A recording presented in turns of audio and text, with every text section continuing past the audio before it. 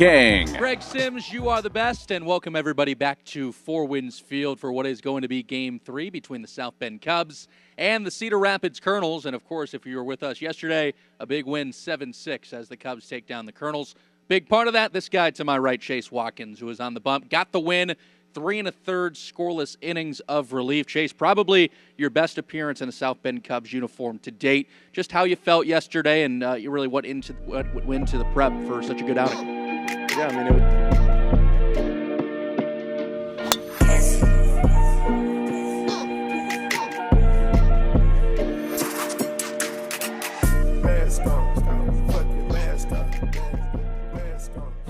Alright, what's good, everybody? It's been a little bit, couple weeks since the last video, but we are out on the road here. We are in Fort Wayne, Indiana. It's one of the shorter road trips. It's about an hour and a half away from where we are. And we're staying downtown. It's right next to the stadium.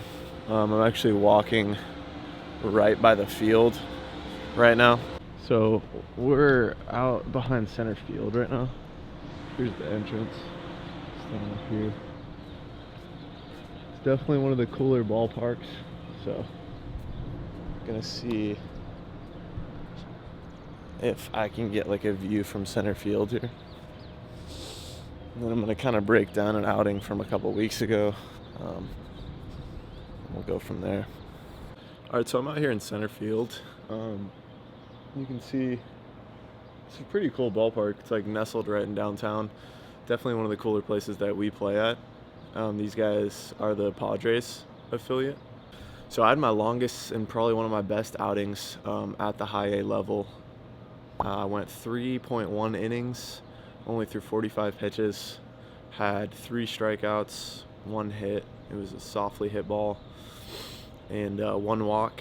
So it was a really solid outing. I'm looking to build off of it, and we're just gonna kind of go through it. Some pitches I'll overlay along the screen also, and kind of talk about thought process and how the at bats went.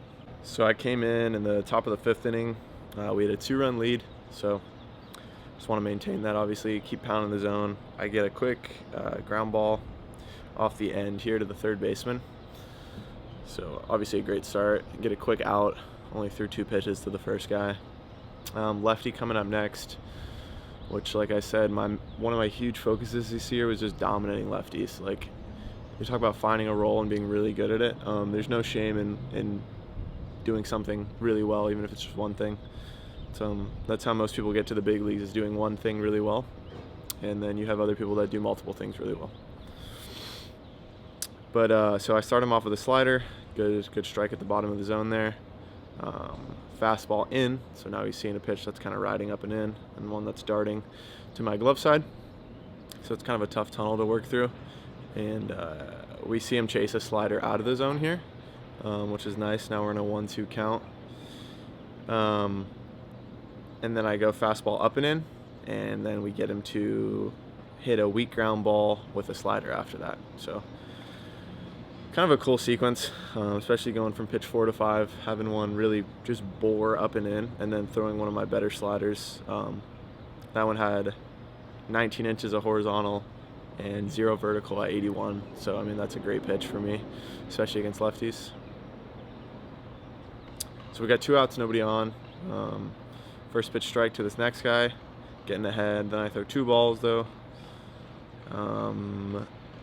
We get a cutter, swung through the top corner of the zone, 2-2. And then I'm just kind of unable to put him away here and end up kind of just pulling a fastball down for a walk. 2 out walks obviously are not ideal, but we get this next guy. We strike one with a heater, not allowing the 2 out walk to come back to haunt us. Throw another slider. He gets a bit of barrel on it, but what are you gonna do, you know? Gonna keep pounding the zone regardless, and we get the out here with a nice play from our second baseman. So coming out for our second inning of work here, get ahead again against a lefty with a slider. Probably gonna take that first pitch slider quite a bit if it's starting anywhere in, like this one did. And then we go slider away, kind of a weakly fouled ball. We go heater, trying to elevate, ends up kind of being right down the middle, but he hits a weak fly ball, so we get a 3-pitch out, which is pretty ideal to start the inning. We're facing a righty here. He was with them last year. I remember facing him. He did pretty well against us last year, so definitely I'm pretty aware of that going into this at bat. But again, just still getting ahead with my best stuff in the zone. Fastball away. Throw one of my better curveballs right at the bottom of the zone. He kind of cues it, and then we just throw a heater, and he just takes it right down the middle. Must have been looking for something else. Obviously, every team has scouting reports, and I think at this time of the year probably says that I'm going to throw an off-speed pitch quite a bit in 2 strike counts. So that's when you get some of these weird takes. You'll see another one later where I just kind of throw a fastball down the middle, and they just take it in an 0-2 count, which is. And if I pull up the data here, that pitch has a 98.2% swing rate in that count based on our algorithm. So obviously something is odd there with my delivery or the deception or him guessing a different pitch for him to take it when the algorithm's going to say that 98% of the time he's going to swing at that pitch. But yeah, that's why strikes are good. So then we get a lefty, and he first pitch little ground ball to third. So very quick inning there with a strikeout. Anytime you get quick innings with strikeouts, that's about as good as you can do as a pitcher. Head back out there for a third inning of work. First pitch grounder, hit 88, so not too hard, but kind of gets up there on our third baseman, and we get a fielding error right away. And so this is where I feel like I've really grown, is when I have an error occur behind me, not feeling sorry for myself and just kind of taking pride in, like, I'm the guy that when errors happen, they don't snowball. You always see, like, the guy where it's like he needs everything to go right to pitch well, and you don't want to be that guy. That's just, like, soft, obviously. And as you grow and get older and mature and get more comfortable on the mound, it becomes easier to be the guy that doesn't need everything to go right out there to be successful. So that's a big focus for me over the last 2 years, and I feel like I did a good job of just acting like that didn't even happen in this situation. So we get ahead right away to the next guy, right-handed hitter. This is also a very interesting at bat. So this guy in college hit if you follow me on TikTok, the video kind of went semi-viral. I gave up a walk-off home run to this hitter, but it was allegedly foul. It looked foul. My catcher said it was foul. It got called fair. He went to UC Riverside. So in the back of my mind, I remember this. I didn't even know he was on the team, and then I saw him walk up there, and I was like, I remember this dude. I'm like, I got to get my get back. Like, this guy hit a walk-off home run off me in college. I haven't faced him since. So we get strike right away. And then we go curveball, swinging strike. So that is ideal as it gets there. We go curveball a little bit lower. He has a good take on it. And then again, we just throw a heater right down the middle, a little bit on the outer third, but he takes it for strike 3. So we love that. This dude also grew up near me in Watsonville, California, 831. He went to high school right by me, so it's the second time I'm facing him today. Start him off with a slider. Good pitch. We go curveball, which actually clipped the zone, and it's only a 63% strike percentage, so I guess because it's coming in at such a steep angle, it's kind of hard for the umpire to call. But it is clipping the zone on my thing here, as you can see. I don't know if you'll quite be able to see it, but it is the number 2 pitch there. So definitely a strike, but that's part of the game. And then we go to a fastball, kind of right down the middle again. They take it, a lot of those today. And we go curveball up, which he puts a good swing on, oddly enough, but it ends up being a fly out. So 2 outs, runner on first. Heater, we get ahead right away, and then we throw a good slider here, but it gets cued off the end of the bat for a single. This was the only hit we would allow today, which I'm fine with. It was a great pitch. Hitters will hit bloopers occasionally, and they'll line out occasionally, so it evens out in the end. This is a big at bat here. We have a 3-run lead, righty up, tying run at the plate, 2 outs, running on the corners. We go slider up and away, an interesting spot. He swings at it, and then a really beautiful curveball for pitch 2 that's not going to get many swings. I mean, it's going to start so far out of the zone, and it just clips the top. We go heater up that he takes an awkward swing on. Slider high and away again. I really thought this was a mistake pitch. Our algorithm kind of likes it, though, oddly enough. But he just fouls it back in this case. Then we go heater, way up and away, and we go curveball again and get the weak ground out, which was just a great outcome to that at bat. Things can get out of hand in a hurry there, so really proud of that at bat. We get another lefty. We actually went out for a fourth up and just to face this lefty. Throw ball one, but then we get back in the zone and we get a little cue ball slider, and then we get another slider for strike three. So a really nice outing, efficient with punch outs, limited hard hit balls and limited walks will always result in a pretty good outing for the most part. Post-game interview after this one with the announcer for the South Bend Cubs, where I kind of talk about some of my mindset stuff and a few other things. It's about 2 minutes long. I'm just going to insert it in here. I thought it might be some cool content that you guys would want to see. Before we go any further, I wanted to let you all know that we have got the Southpaw headbands in fully. Been a long process with these, but we have 4 different colors. And for you lefties out there that may or may not have copped some of the other stuff we dropped, this one's obviously a little bit cheaper because it's just a headband, but pretty cool nonetheless. So if you're a lefty, you want to check one out, the link is always in the description for the Southpaw apparel stuff. Gang. Greg Sims, you are the best, and welcome everybody back to Four Winds Field for what is going to be Game 3 between the South Bend Cubs and the Cedar Rapids Colonels. And, of course, if you were with us yesterday, a big win 7-6 as the Cubs take down the Colonels. Big part of that, this guy to my right, Chase Watkins, who was on the bump, got the win, 3 1/3 scoreless innings of relief. Chase, probably your best appearance in a South Bend Cubs uniform to date. Just how you felt yesterday and you really what went into the prep for such a good outing. Yeah, I mean, it was a lot of chemistry with Hearn behind the dish. He's been with me ever since Myrtle Beach. So him being behind the dish is great, and I feel like it just got better each batter, basically. It was a beautiful day also, a little bit different than today. But, yeah, I mean, Will battled out there, gave us some quality innings, and I just got in a good rhythm and was able to get out of, one jam and then kind of a little bit of a roundabout ending, but we got the dub in the end, so – yeah, it felt great. Just ready to keep it going, get another one today. You mentioned Ethan Hearn. We'll talk about Herney in just a little bit, but your ERA down to 2.86. You've had a great first month and a half or so. How pleased have you been with your start to the year? Yeah, I mean, compared to last year, obviously this is my second year at this level. Last year at this time, probably not where I wanted to be. So making some adjustments, getting a little bit more comfortable with the level itself. Definitely satisfied and just want to stay consistent, stay healthy, and keep it going. Was there anything that went into the prep in the offseason or anything in spring training that really clicked? As you said, you got a taste of this level last year. About midway through, you went back to AZ. Now starting here again, you're pitching great. Anything that went into the offseason or something that went well in spring training? I'm just more comfortable than I've been in a while on the mound, which is a huge thing. And I think part of that is being back at this level. Whenever you're at a new level, new clubhouse, there's some adjustment period.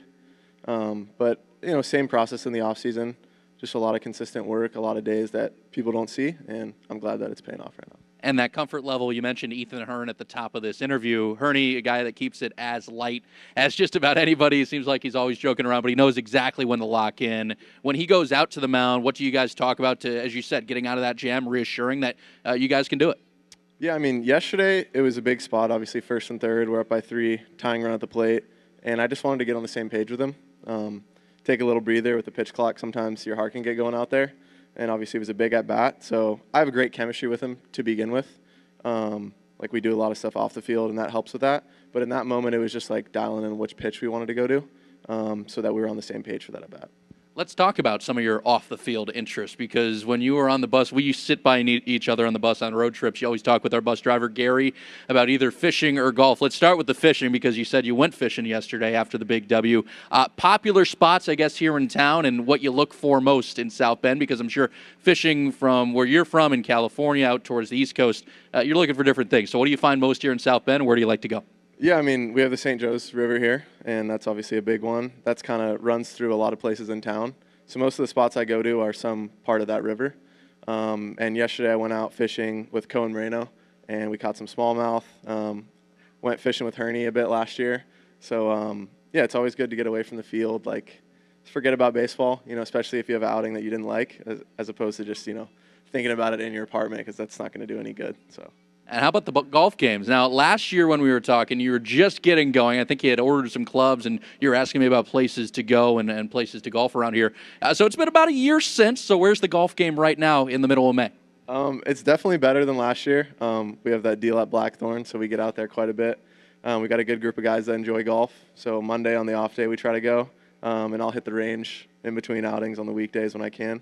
But I would say it's definitely better. Obviously, golf is such an intricate game, and it's kind of similar to baseball, but it's really challenging, and I like it as another competitive outlet.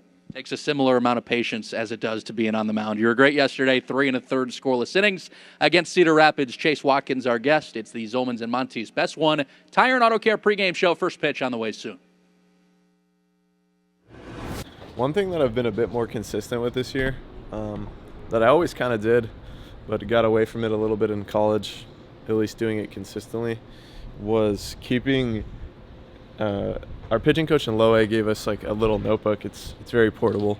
I honestly take it even down to the bullpen pretty much every day, and it has a little pen holder, and I basically just write a couple reflections from every outing, and then I just kind of flush that outing, and it's gone, and I don't need to worry about it anymore. But if I want to reflect on it, it's in the notebook, and I can go back to any outing I want because I throw the dates on there.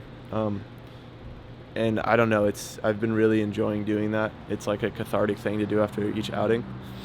And also after catch play, I'll write the feels that I like down there and other stuff like that. So I feel like that's helped me be a little bit more level-headed and just stay focused on what I need to work on throughout the year. And it's just, it's a little 4x4 notebook, and I just take it everywhere. And I have some stuff in there that I like to read before I go into the game that kind of puts me in the headspace that I want to be in, because if you've competed at a high level and you've tapped into like the flow state, the headspace that you need to be in when you're at that high level, you know that as long as you can get there consistently, it's almost like you're just always going to have success. Like you're always going to be giving it your best, and most of the time it's going to work out pretty well.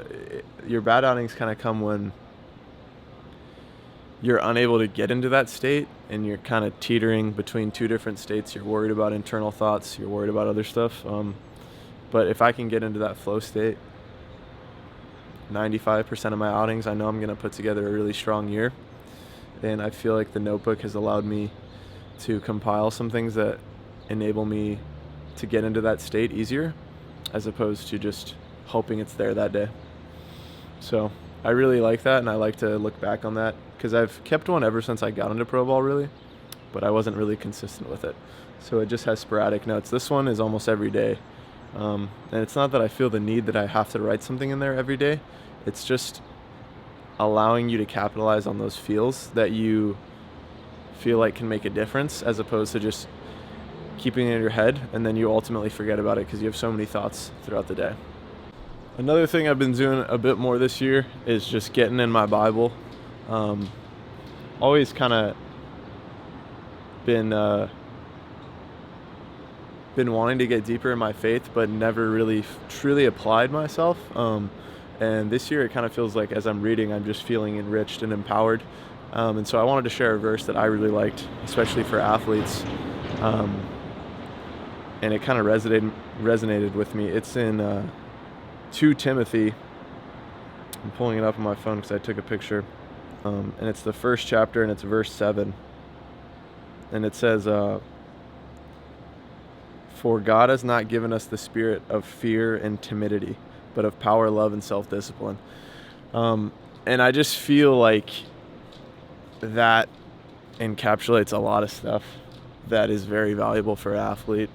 Whenever you show fear out there and you play at higher levels, it just gets instantly, noticed by the other team if they're of any high level, and it can kind of just compound very quickly. That's why body language is so important and stuff like that. But I really like that verse for a number of reasons, and that's why I wanted to share it with you guys. And if you're someone that kind of struggles with anxiety out there, or nervousness in a way that kind of you feel like is hindering your ability, I would probably write that verse down and keep it, and just get in your Bible more if you're someone of faith, because I feel like that's done a lot for me in that point of things. It also helps, like, it's helped me feel like I'm not fully defined by baseball. Like, it's pretty easy to get wrapped up in a sport and allow it to almost dictate your mood and your whole life, but getting in the Word a bit more has allowed me to be freed up with that, and not completely consumed by baseball, and kind of give the game a little bit less respect. And it's just put me in a clearer headspace. All right, so we played a kids game today. So we basically got done with the game at like 2. So we got a lot of time, and it's 6 here. I'm gonna go fishing with some of the guys about 20 minutes north of where we live. Gonna bring the camera along, see if we catch anything cool, and then go through. I didn't pitch today. I'll probably pitch tomorrow, so I'm gonna go through a little bit of a movement series of things that I kind of do before I pitch. Sometimes we'll do that after the fishing, but hopefully we catch some nice smallmouth or steelhead. It's kind of the 2 main things out here. So.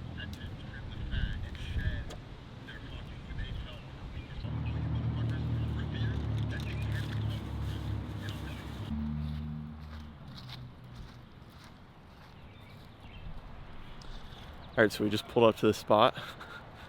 This guy has caught 0 fish so far.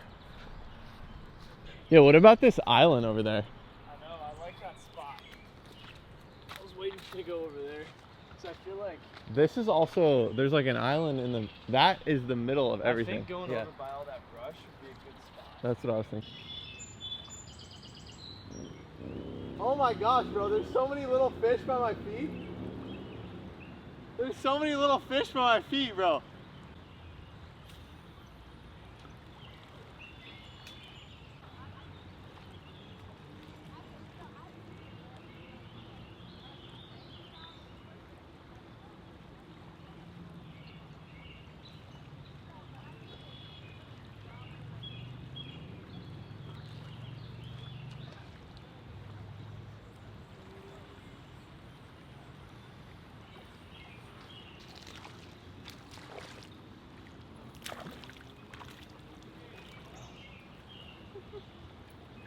Molly.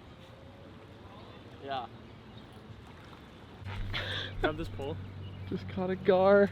Is that the same one? No, it's definitely a different one. I don't know what I have him on. Oh, he's Dude, attached to my, So yeah, he's attached to my drop shot, actually. My hook's up here. These things are nasty. He got caught with, The drop shot. I guess it can't hurt your fingers that bad, right? No, but dude, I got these slimy as hell. Alright, let's transfer this. Our hotel, or not our apartment has a little bit of a weight room here, which is pretty nice. We didn't have that last year. And sometimes I'll do some stuff before the game. Obviously, we play in the evening most days, so right now it's about 11:20, so quite a bit of time before I'll pitch, but sometimes I just like to get up and get moving. It's not mandatory by any means or something I feel like I need to do every day, but sometimes you feel tighter in certain areas. You just want to get them moving earlier in the day so that it's easier to get going when you have to throw in the game, hours later in the evening. So I kind of wrote down a few areas I was feeling tight in, and I'll go through some moves. I know a lot of you guys in the last video wanted me to go through some of the lifting I do. Since I'm a reliever, it's kind of sporadic on the times that I will really hit a lift, and I haven't really had the camera on the times that I have done that, so I don't have any of those. I'll probably will have some clips of those in the next video or so though. But for today, it'll just be some more mobility focused stuff. I've kind of had a rough stretch the last few outings. They won't be in this video just because I haven't had the camera for those, but I'll probably throw today, so got to get my mind right, stay positive, just stay in attack mode. Obviously, I hadn't dealt with too much adversity this year, and the last couple outings has just been kind of tough, so time to get back on track.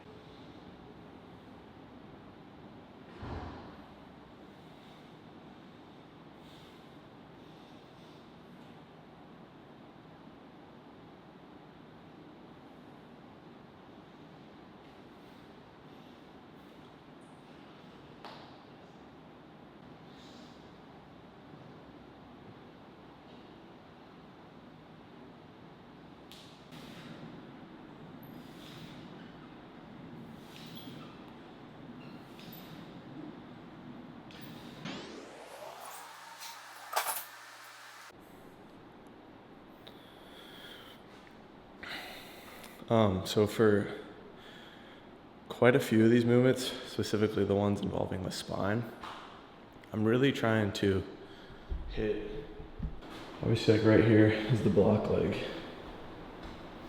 for me as a lefty. And so this area right here, right above the glute and the low back on my right side, will get really tight, and it feels super relieving to kind of stretch that area and open it out. And not a lot of conventional stretches like hit like these muscles right here in your oblique and kind of your like by your pelvis. So especially the one when I'm using the 2 cables and I'm sitting down in like the V position and kind of going around. I saw that one on Instagram the other day, and that one's kind of a game changer. It feels really good. So definitely gonna start including that more. But yeah, I mean, I'm already kind of feeling it. I haven't done one of these in a while before I throw, but like I already feel quite a bit better than when I did when I woke up, and as opposed to just, you know, doing stuff around the house and then rolling to the field. So probably gonna start incorporating this a bit more. Obviously you can tailor it to your specific needs. Like I really want to make sure my hips feel good, and certain parts of my spine are kind of my main pieces. Another good piece, going back to struggling on the baseball field, going through stuff like that. I was just chilling on the bench, and one of my Latin teammates from the Dominican Republic, like we have completely different upbringings, but I'm pretty close with them. I don't know, maybe I looked off or something, but he like comes up to me, we start chatting a little, and it was like Spanish and English. He mixed it up. I forget exactly how he worded it, but basically what he was saying, he was like, as long as you have the ball in your hand, if you have a baseball in your hand, you have an opportunity. And so I thought that was a pretty cool way to put it, because I mean, it really is as simple as that. You know, you can't really get too down unless you don't have the opportunity. But if you have a baseball in your hands, you have an opportunity to do something. So I know it sounds cliche, but it's just true at the end of the day. So sometimes it doesn't need to be complicated. Sometimes it doesn't need to be super catchy. It's just as simple as if you got a ball in your hands, you have an opportunity.